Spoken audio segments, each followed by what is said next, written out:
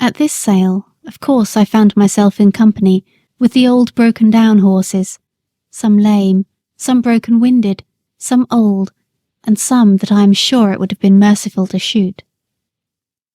The buyers, and sellers too, many of them, looked not much better off than the poor beasts they were bargaining about.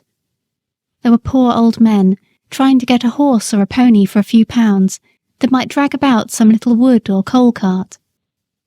There were poor men trying to sell a worn-out beast for 2 or 3 pounds, rather than have the greater loss of killing him. Some of them looked as if poverty and hard times had hardened them all over, but there were others that I would have willingly used the last of my strength in serving, poor and shabby, but kind and human, with voices that I could trust. There was one tottering old man who took a great fancy to me, and I to him, but I was not strong enough. It was an anxious time. Coming from the better part of the fair, I noticed a man who looked like a gentleman farmer, with a young boy by his side. He had a broad back and round shoulders, a kind ruddy face, and he wore a broad-brimmed hat.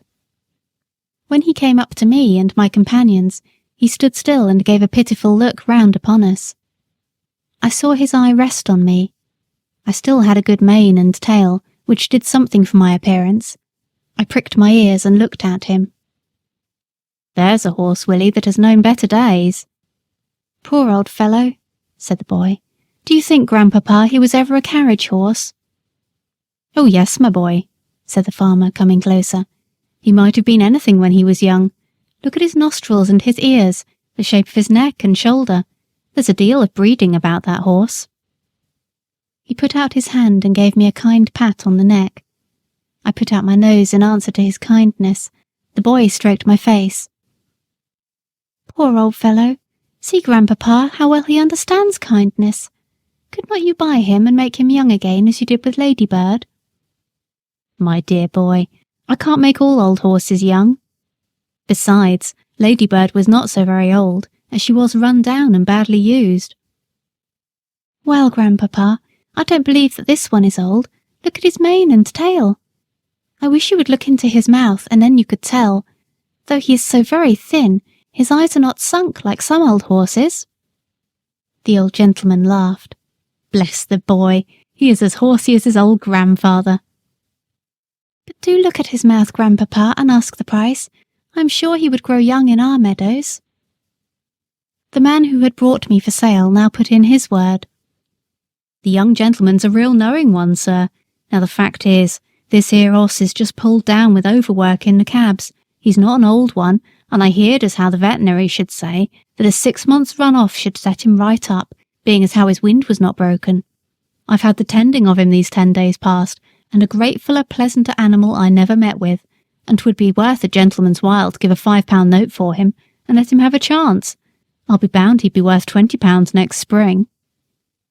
The old gentleman laughed, and the little boy looked up eagerly. "Oh, Grandpapa, did you not say the colt sold for £5 more than you expected? You would not be poorer if you did buy this one." The farmer slowly felt my legs, which were much swelled and strained. Then he looked at my mouth. 13 or 14, I should say. Just trot him out, will you?" I arched my poor thin neck, raised my tail a little, and threw out my legs as well as I could, for they were very stiff.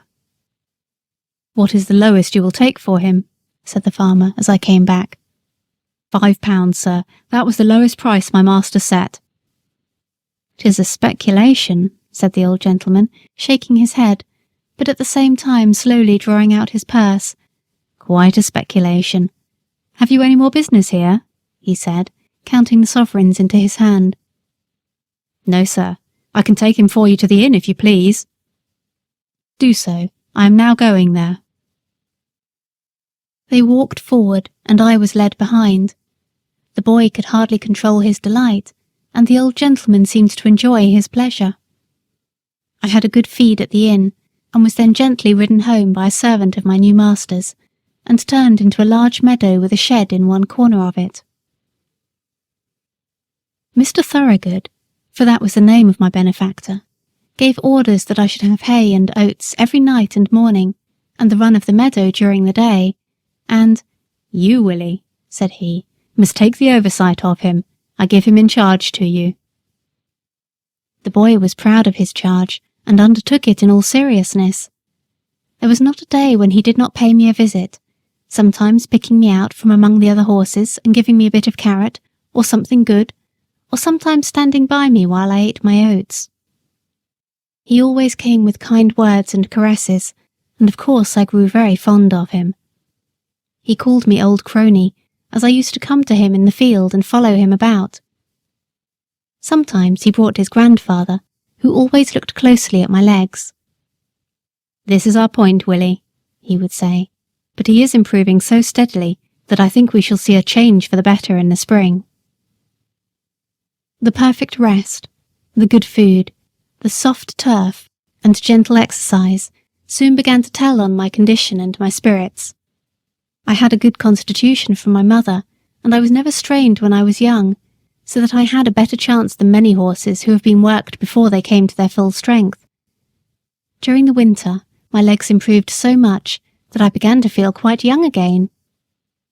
The spring came round, and one day in March Mr. Thoroughgood determined that he would try me in the phaeton.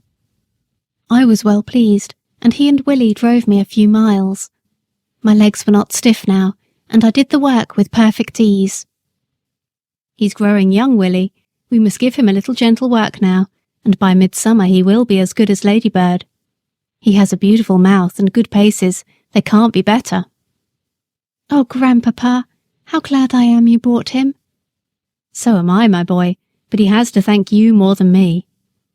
We must now be looking out for a quiet, genteel place for him, where he will be valued."